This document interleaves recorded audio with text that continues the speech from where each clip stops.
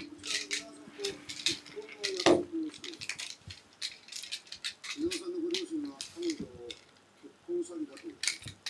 結婚詐欺？母が勝手にそう思っている彼女はそんな人じゃないんです。ちゃんと調べてほしいです。直接彼女に聞いたらいいんですか？聞けるわけないでしょう。僕が疑ってると思われたじゃないですか。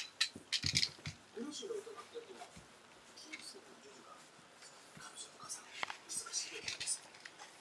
それで500万。500万？最初の写真。なんで彼女写真が苦手らしくて。最初の妻。